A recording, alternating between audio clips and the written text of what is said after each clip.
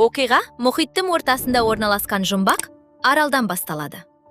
Аралда адамға лық толы алып стадион бар еді. Көрермендердің барлығы алдыңғы жақта тұрған қызметкерлерге қарап отырды. Қызметкерлер белгі берген кезде, ұзындығы шамамен 3 метр болатын алып акула жем ретінде жоғары көтерілді. Сол сәтте көрермендер арасындағы бір бала жоғарда бір ерекше нәрсе болатынын сезіп, ағасына жоғары қарауын айтты. Ағасы басын көтерген бойда, судың астынан алып тіршілік иесі кенеттен атылып шықты. Дәл сол уақытта көрермендер отырған платформа баяу жердің астына түсе бастады. Ал олардың төменде одан да қауіпті шоу күтіп тұрған еді. Платформа ең төменгі деңгейге жеткенде, алып жаратылыс олардың көз алдында толық көрінді. Бұл көрініс көрермендердің қызығушылығын одан сайын арттырды. Содан кейін көпшіліктің қошеметі астында мозазавр деп аталатын алып жыртқыш акуланы бір-ақ тістеп тұтасымен жұтып қойды. Шын мәнінде, бұл болашақ әлемінде бір технологиялық компания генетикалық технологияның көмегімен динозаврларды қайта тірілткен болатын. Оларды адамдарға көрсетіп, үлкен пайда табу үшін компания тұтас бір аралды сатып алды. Барлық динозаврлар сол аралға орналастырылып, ол Юрский әлем атты алып саябаққа айналды.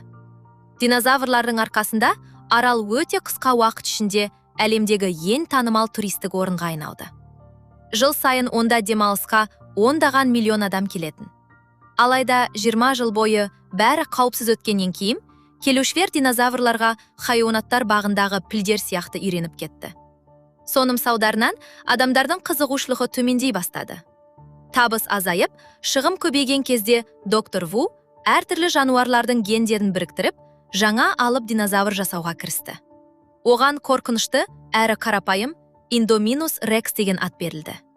Оның негізгі мақсаты адамдардың саябаққа деген қызығушылығын қайта ояту еді. Бірақ ешкім бұл динозаврдың кейін бүкіл саябақ үшін ең үлкен қауіпке айналатынын білмеді.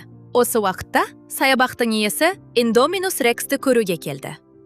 Бірден бұл динозаврдың күткеннен әлде қайда үлкен әрі өте ақылды екені байқалды. Ол бірнеше рет шыны қабырғаны бұзып, қашуға тырысқан болатын. Оның ерекше ақылдылығынан қауіптенген саябақ иесі бұрын әскери теңіз күштерінен қызмет еткен Оуэнді шақырды. Оуэн қызметтен кеткеннен кейін саябақтағы динозаврларды жаттықтырумен айналысатын. Сол кезде ол рапторлар орналасқан арнайы аймақта жұмыс істеп, оларды әскери қызмет кезінде үйренген әдістері арқылы басқаруға тырысып жүрген еді. Ең таңғаларлығы, Оуэн шынымен де аса қауіпті рапторларды бақылауда ұстай алды.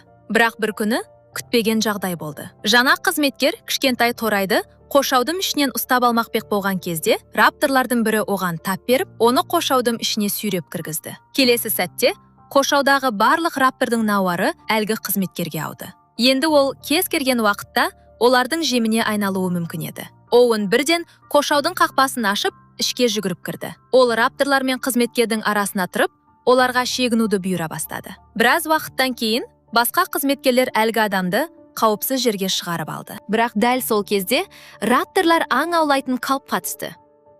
Оуэн өзінің де өміріне қауіп төніп тұрғанын түсінді. Ол бір жағынан рапторларға бұйрық беруді жалғастырып, екінші жағынан баяу атқа шегіне бастады. Қақпа жабылуға жақындағанда, ол кенеттен жерге аунап түсіп, соңғы сәтте қоршаудан шығып үлгерді. Осыдан кейін, Клэр Оуэнді Indominus Rexті көруге алып барып, оның құпия түрде жасалған гибрид екенін түсіндірді. Ол Тиранозавр Рексінің гендері негізінде жасалып, туғаннан бері оқшауланып өсірілген еді. Мұны естіген Оуэн, динозаврды оқшаулап ұстау оның аса қауіпті болуына себеп болуы мүмкін екенін ескертті. Ол бірден Indominusты көруді талап етті. Алайда ішке тамақ қойылғанына қарамастан, динозавр еш жерде көрінбеді. Бұл жағдай бәрін алаңдата бастады. Одан да таңғаларлығы, бақылау жүйесі оның денесінен ешқандай жылу белгісін анықпай алмады. Алып жаратылыс ауаға сіңіп кеткендей еді.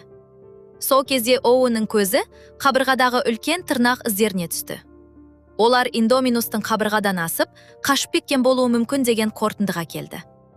Мұны естіген Клэрдің өңі бозарып кетті. Ол бірден басқару орталығына қайтып, қызметкерлерге барынша сақ болуды және Indominustың денесіне орнатылған бақылау құрылғысы арқылы оның орналасқан жерін анықтауды бұйырды. Ал Оуэн мен күзетшілер қабырғаға көтеріліп, Indominustың нақты қалай қашқанын тексеруге кірісті. Кенет басқару орталығынан қорқынышты хабар келді. Бақылау құрылғысы Индоминустың әлі де қоршаудың ішінде екенін көрсетіп тұрды. Олар мұны естігенде бәрінің зәресі ұшты.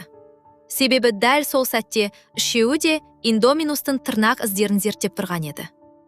Басқару орталығы күзетшілерге дереу қоңырау шалып, ол жерден мүмкіндігінше тез кетуді бұйырды. Оуэн бұрылып, ішкі қақпаға қарай жүгіре бастады. Бірақ дәл сол кезде соңғы күзетші Индоминустың Оуэн жүгіріп бара жатқан жаққа қарай келе жатқанын көрді.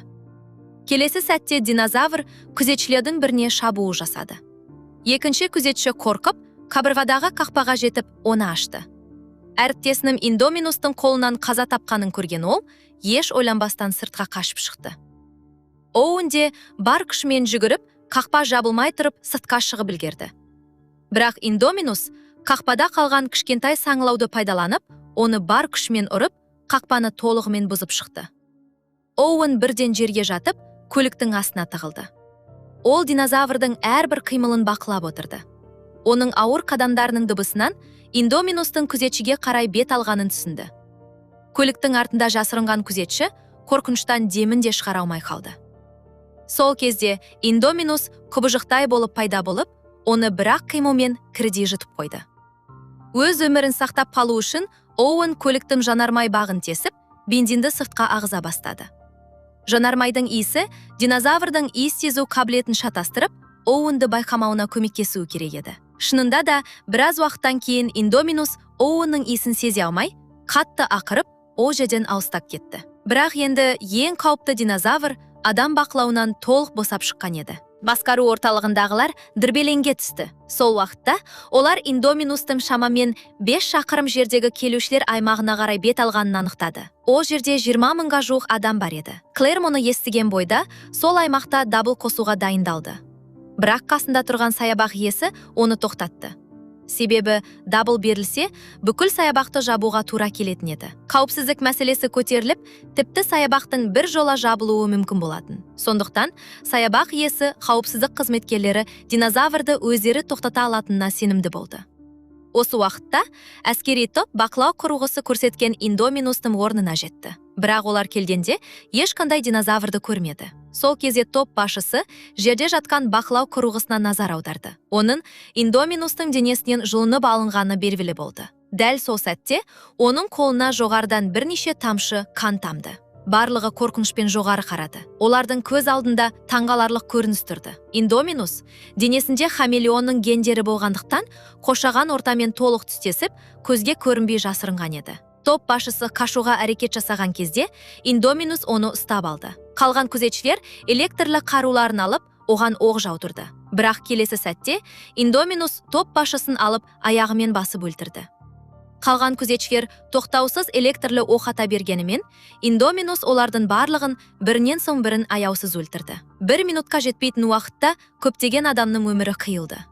Бұл хабарды естіген Оуэн Клэрге ашуланып, Индоминустың кәдімгі динозавр емес, өзінің не екенін де білмейтін құбыжық екенін айтты. Егер ол джунглиден шығып кетсе, жолында кездескен барлық тіршілік иесін өлтіреді. Өйткені өлтіру оның өмір сүруінің жалғыз тәсіліне айналған еді. Сондықтан оны тоқтату үшін нағыз ауыр қару қолдану керек болатын. Бірақ Клэр өзі көп жыл бойы құрып келген саябақтың соғыс алаңына айналғанын қаламады. Сол себепті ол Оуэннің ұсынысын қабылдамады. Оуэн ашумен басқару орталығынан шығып кетті. Алайда саябақтағы 20 мыңнан астам адамның қауіпсіздігі үшін Клэр ақырында бүкіл саябақ бойынша дабыл қосты. Дәл сол уақытта екі ағайынды саябақтағы аттракциондардың біріне бара жатқан еді. Олардың көлігі қозғала бастаған кезде қызметкерлер қауіп туралы ескерту алды. Барлық басқа туристік көліктер дереу тоқтатылды. Бірақ екі баланың көлігі тоқтамады. Ол саябақтың ішіне қарай баяу қозғала берді. Бұл аймақта бірнеше шөп қоректі динозавр еркін жүріп жатты. Олардың арасында 3 мүйізді трицератопс, арқасында сүйек тақталары бар стегозавр және ұзын мойынды брахиозаврлар болды. Олардың барлығы тыныш еді. Кенет көліктің ішіндегі жүйе істен шыққаны және көліктің автоматты түрде қонағыйе қайтатыны туралы ескерту шықты. Бірақ үлкен ағасы кері қайтқысы келмеді. Оның үстіне екі балада саябақтың операциялық менеджері Клэрдің жиендері болатын. Сондықтан оларда арнайы рұқсат білезігі бар еді. ағасы сол білезікті пайдаланып, көліктің басқаруын қолына алды да, інісімен бірге саябақтың ішіне одан әрі кіре берді. Ал Клэр кенеттен жиендерін есіне түсіріп, үлкен жиеніне телефон шалуға тырысты. Бірақ дәл сол кезде байланыс желісі істен шықты. Клэр қызметкерлерден барлық туристік көліктердің қайтып келген келмегенін сұрады. Тексергенде тек бір көліктің әлі қайтпаған анықталды. Ол Клэрдің екі жиені отырған көлік еді. Мұны естіген Клэр қатты алаңдап, құтқару тобын бірден сол жерге жіберуді бұйырды. Бірақ құтқарушылардың барлығы басқа жұмыстармен айналысып жатқан еді. Сондықтан Клэр амалсыздан Оуэннен көмек сұрады.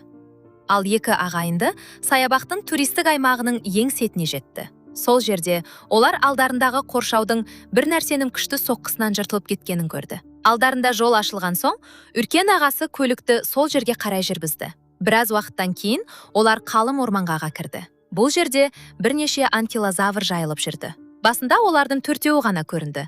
Бірақ кіші інісі 5-еу бар екенін айтты. Үлкен ағасы қайта санай бастады. Сол кезде олар көліктің әйнегіндегі көріністің 5-ші анкилозавр емес екенін түсінді. Ол дәл арттарында тұрған Индоминус Рекс еді. Динозавр үнсіз жақындап келіп, кенеттен қатты ақырды да көлікті аяғымен теуіп жіберді. Көлік балалармен бірге бірнеше метрге ұшып кетті. Үлкен ағасы не істерін білмей тұрған кезде, анкилозаврдың ауыр құйрығы көлікке тиіп, оны аударып жіберді. Индоминус анкилозавр оны өз жемінен айырғысы келді деп ойлап, бірден оған шабуыл жасады. Екі алып динозавр арасында қатты шайқас басталды. Индоминус анкилозавры тістеуге тырысқанда, оның қалың сауытты терісі тістеріне төтеп берді. Ашуға булыққан Индоминус өткір тырнақтарын анкилозаврдың арқасына соғып, оны аударып тастады да бір соққымен өлтірді. Бұл көріністі көрген екі ағайынды қорқыныштан дірілдеп отырды. Дәл сол кезде Клэрдің телефоны қайтадан шырылдады. Телефонның дыбысы Индоминусқа көліктің ішінде жем бар екенін еске салды. Ол көлікке біраз қарап тұрды да, алып тырнақтарымен оны ұстап алды. Содан кейін үлкен аузын ашып, көлікті тұтасымен жұтуға тырысты. Бірақ көлік аузына сыймаған соң, Индоминус басқа амалға көшті. Ол көліклікті тістерімен ұстап алып, жерге қайта-қайта ұра бастады. Әйнек сынуға жақындағанда, үлкен ағасы мүмкіндік туғанын түсінді. Ол қауіпсіздік белдігін шешіп, інісін ұстап, екеуі көліктен сыртқа шығып үлгерді. Бірақ олардың қозғалысын Индоминустың өткір көзі бірден байқап қойды. Ол балалардың соңынан қуып кетті. Алдарында кішкентай сарқырама бар еді. Индоминус жақындап келіп, аузын ашты. Дәл уақытында екі ағайынды сарқырамаға секіріп түсіп, оның қолынан құтылып кетті. Осы уақытта Клэр де джунглиге жетті. Бірақ ол бұл жердегі жағдайдың мүлдем өзгеріп кеткенін бірден түсінді. Айналада Индоминус өлтірген көптеген динозаврдың денесі жатты. Мұны көрген Оуэн Индоминустың алдында кездескен ешбір тіршілік иесін тірі қалдырмайтынына одан сайын көз жеткізді. Көп ұзамай олар балалар отырған туристік көлікті тапты. Көліктің қирағанын және жерде жатқан ұялы телефонды көрген Клэр жиендерін Индоминус жеп қойған деп ойлады. Бұл ой оны қатты күйзелтті. Бірақ Оуэн жерде жатқан іздерді байқап, олардың сарқырамаға қарай апаратынын көрді. Сарқырамаға жеткенде ол балалардың тірі екенін және сол жерден қашып кеткенін түсінді. Бұл Клэрге аз да болса үміт берді. Бірақ дәл сол кезде басқару орталығынан тағы бір қауіпті хабар келді. Саябақтағы дабылдан кейін 20 мыңнан астам адам курорттық аймаққа жиналып қалған еді.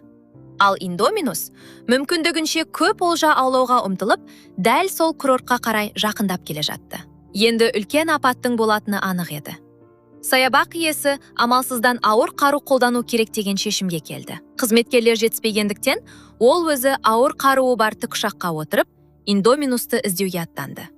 Олар динозаврды тапқан бойда оған оқ жаудыра бастады. Қатты атқылауға ұшыраған Индоминус Рекс ұшатын динозаврлар орналасқан үлкен қоршауға қарай қашып кірді. Мұнда ұзындығы 15 метрден асатын алып қанатты динозаврлар жан-жаққа қаша бастады. Бүкіл арал әп-сәтте хаосқа айналды. Сол кезде әскери қызметкерлердің бірін ұшатын динозавр ұстап әкетті. Ал екіншісі әйнекке соғылып қаза тапты. Тікұшақ басқарудан айырылып, төмен қарай құлай бастады. Осы апат кезінде саябақтың бай иесі де қаза тапты. Кеннет аспандағы барлық қанатты динозавр төмен қарай ұша бастады. Оларды көрген Оуэн Клэрмен бірге джунглиге қарай жүгірді. Ал екі ағайынды джунглиден қашу үшін қараусыз қалған көлікті пайдаланды. Бірақ кіші інісі олардың артынан қанатты динозаврлардың қуып келе жатқанын байқады. Ол ағасына көлікті жылдам жүргізуді айтты. Ақырында олар саябақтың кіреберіс қақпасына жетіп, қызметкерлердің назарын аударды. Клэр мен Оуэн де жиендерінің аман екені туралы хабар алған соң, джунглиден шығып, көлік тауып, курортқа қарай бет алды. Осы уақытта саябақтағы барлық аттракциондар тоқтатылып, келушілердің барлығына курорттан шықпау бұйырылды. Көпшілікке төтенше жағдай туралы хабар беріліп, барлығына дереу жасырынуға бұйрық берілді. Алғашында адамдар не болып жатқанын түсінбеді. Бірақ аспанда қанатты динозаврлардың ұшып жүргенін көргенде бәрі белгілі болды. Адамдар қорқынышпен жан-жаққа қаша бастады. Бірақ қанатты динозаврлар өте жылдам еді. Олар көпшілікке жетіп, адамдарға шабуыл жасай бастады. Бүкіл саябақта адамдардың айқайы естілді. Осы уақытта екі ағайынды курортқа жетіп, Клэрдің көмекшісін кездестірді. Ол оларды қауіпсіз жерге алып кетпек болған кезде, қанатты динозаврлардың бірі оны ұстап алып, көлге тастап жіберді. Динозаврлар бұл көлдің мозазаврдың аумағы екенін білмеді. Олар суға түсіп, әйелге шабуыл жасауды жалғастырды. Екі ағайынды бұл жағдайды қорқынышпен бақылап тұрды. Қанатты динозаврлар қайтадан ұшып шығуға әрекет жасаған сәтте, мозазавр судың астынан атып шығып, аузын айқара ашып, әйелді де, қанатты динозаврды да бірден жұтып қойды. Қорқынышты көріністен кейін екі бала жан сақтау үшін жасырынатын жер іздеді. Сол кезде қауіпсіздік қызметі келіп, тыныштандыратын оқтармен қанатты динозаврларды уақытша шегінуге мәжбүр етті. Курорттағы адамдар аз уақытқа болса да тынышталды. Бірақ жағдай одан әрі нашарлай түсті. Әскери офицер келген бойда барлық басқаруды өз қолына алды. Оның шын мәнінде басқа жоспары бар еді. Ол қауіпті динозаврды аулау үшін рапторларды пайдаланғысы келді. Осылайша, ол рапторлардың әскери қару ретінде қолдануға болатындығын дәлелдемек болды. Мұны естіген Оуэн қатты ашуланып, офицерді ұрып жіберді. Себебі, ол рапторларды кішкентай кезінен өзі тәрбиелеп өсірген, және оларды аса қауіпті миссияға жібергісі келмеді. Бірақ саябақтағы 20 мыңнан астам адамның өмірі қауіпте тұрғандықтан, Оуэн ақырында бұл жоспарға келісуге мәжбүр болды. Олар Индоминус Рексті рапторлар арқылы тауып, кейін әскери күшпен жоюды жоспарлады. Рапторлар алдымен өздерінің өте күшті иіс сезу қабілеті арқылы Индоминустың ізін табады. Ал әскери топ олардың артынан жүріп, дұрыс сәтте ауыр қарумен шабуыл жасамақ болды. Клэр екі жиенінің тағы да қашып кетуінен қорқып, оларды арнайы қорғалған басқару көлігіне отырғызды. Өзі де алдыңғы орынға отырып, бүкіл операцияны бақылауға кірісті. Дайындық аяқталған соң, Оуэн Индоминустың денесінен алынған ет бөлігін шығарды. Рапторларға оны иіскетті. Барлық раптор дайын болған кезде, Оуэн олардың торларын ашты. Әскери қаруы бар сарбаздар да олардың артынан джунглиге кірді. Топ қалың орманның арасымен рапторлардың соңынан жылдам қозғалды. Ақырында рапторлар қаңырап тұрған бір жерде тоқтады. Барлық сарбаз бірден қаруларын дайындап, алдарына көз тікті. Бірақ дәл сол сәтте олар күтпеген нәрсе болды. Джунглидің арасынан алып тіршілік иесі баяу шыға бастады. Бірнеше секундтан кейін олардың алдында Индоминус Рекс тұрды. Оуэннің жоспары бойынша үйретілген рапторлар оған шабуыл жасау керек еді. Бірақ күтпеген жағдай болды. Екі жақтағы динозаврлар бір-біріне қарап, ерекше байланыс орнатып тұрғандай еді. Рапторлар бірден шабуыл жасамады. Керісінше, олар адамдардың бар екенін Индоминусқа білдірді. Оуэн бір нәрсенің дұрыс емес екенін сезді. Ол Индоминустың денесінде рапторлардың ДНК-сы да болуы мүмкін екенін түсінді. Сондықтан, бұл екі түрлі жаратылыс бір-бірімен белгілі бір деңгейде байланыс алатын. Басқару орталығында отырған офицер мұны көріп қатты қорықты. Ол барлық сарбазға бірден оқ атуды бұйырды. Бірақ дәл осы жерде Индоминусты жоюға арналған жоспар толықтай сәтсіздікке ұшырады. Рапторлар адамдарға қарсы бұрылып кетті. Сарбаздар динозаврлар джунглиге қарай қашып бара жатқанын көріп, олардың артынан жүгірді. Бірнеше минуттың ішінде әскери топтың көпшілігін рапторлар өлтіріп тастады. Клэр бұл жағдайды көріп, қатты күйзеліске түсті. Сол кезде бір сарбаз рапторладан әрең қашып құтылып, көлікке қарай жүгіріп келді. Ол көлікке отыра бергенде, артынан тағы бір раптор шабуыл жасады. Көлікте отырған екі ағайынды қорқынышқа түсті. Жағдайдың ушығып бара жатқанын көрген Клэр көлікті оталдырып, бар жылдамдықпен қашып кетті. Бірақ екінші жақтан тағы бір раптор көлікке қарай атылды. Көліктің есігі ашық еді. Сондықтан ол балаларға кез келген сәтте жетуі мүмкін болатын. Балалар жақын жердегі заттарды алып, көліктен лақтырып, раптордың жолын бөгеуге тырысты. Бірақ раптор олардың бәрінен оңай айналып өтіп, көлікті қууды жалғастырды. Клэр артқы айнадан раптордың жақындап қалғанын көрді. Ол кенеттен рөлді бұрып, көлікті рапторға соқты. Динозавр жерге құлап түсті. Бірақ дәл сол сәтте тағы бір раптор екі ағайындыға жақындап қалды. Балалар қорыққаннан оны электрлі таяқпен ұра бастады.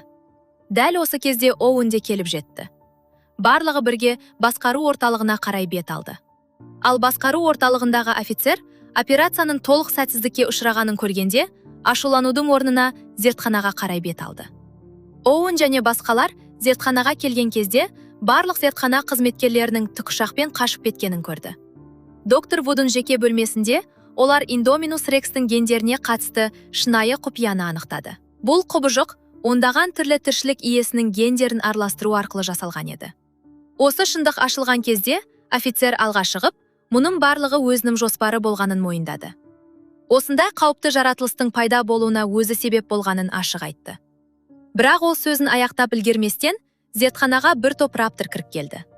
Олардың бірі бірден офицерге қарай ұмтылды. Қорыққан офицер Оуэн рапторларды жаттықтырған кезде қолданатын әдісті қайталауға тырысты. Бірақ бұл оған көмектеспеді. Раптор оған шабуыл жасады. Мұны көрген Оуэн, Клэр және балалар зертханадан қаша жөнелді. Бірақ кенеттен қалған 3 раптор да олардың алдына шығып, жан-жағынан қоршап алды. Олардың арасында денесінде көк жолақтары бар бір раптор болды. Оның аты Блу еді, және ол бүкіл топтың көшбасшысы болатын. Оуэн оның көзіне қарап, Блудың енді жау емес екенін түсінді. Ол бірден Блудың басындағы басқару құрылғысын шешіп тастады.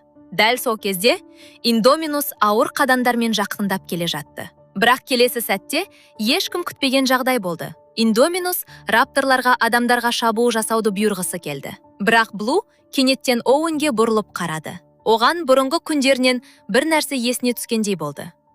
Ол адамдарға шабуыл жасаудың орнына Оуэнге қашуды білдірді. Содан кейін Блу Индоминусқа бұрылып қатты ақырды. Мұны көрген Индоминус одан сайын ашуланды.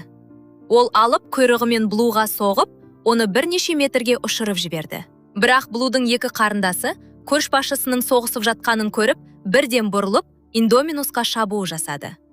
Алайда Индоминустың алып денесімен жойқын күші алдында олардың шабуылы тым әлсіз болды. Көп ұзамай екі раптор да шайқаста қаза тапты. Дәл осы аса қауіпті сәтте Клэрдің ойына бір идея келді. Ол басқару орталығындағы әріптесіне хабарласып, 9-шы қоршауды ашуды бұйырды. Себебі Индоминусты жеңу үшін одан да күшті динозавр қажет еді. Қоршау ашылған кезде одан 20 жыл бұрын саябаққа әкелінген бастапқы тиранозавр Рекс шықты. Клэр оны шеберлікпен Индоминустың алдына алып келді. Сол сәттен бастап, екі алып жыртқыш арасындағы қорқынышты шайқас басталды. Тиранозавр Рекс Индоминуспен бетпе-бет келгенде, гибрид өзінің алдында нағыз билеуші тұрғанын түсінгендей болды. Бірақ шайқас кезінде Индоминустың күші мен өткір тырнақтары басым түсе бастады. Ескі тиранозавр біртіндеп әлсіреп жатты. Дәл сол қауіпті сәтте Блу қайта оралып, еш ойланбастан шайқасқа қосылды. Оның епті қимылдары Индоминустың назарын уақытша басқа жаққа бұрды. Осы мүмкіндікті пайдаланған тиранозавр Рекс шабуыл жасады.